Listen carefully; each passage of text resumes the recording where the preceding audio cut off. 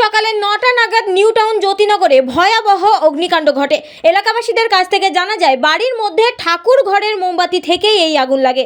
তবে এই আগুনে কোনো রকম কেউ ক্ষতিগ্রস্ত হয়নি, কিন্তু দুটি বাড়ি পুড়ে ছাই হয়ে গেছে এবং 3টি গ্যাসের সিলিন্ডার বাস্ট হয়েছে বলে জানা যায়।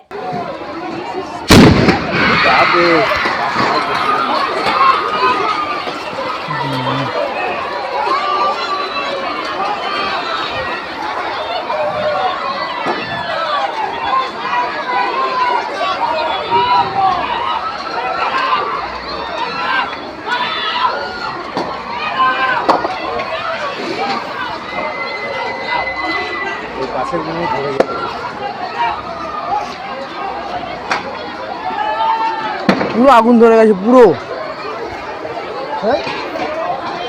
তুই এদিকে আয়, এই বাড়িটা ধরে গেল।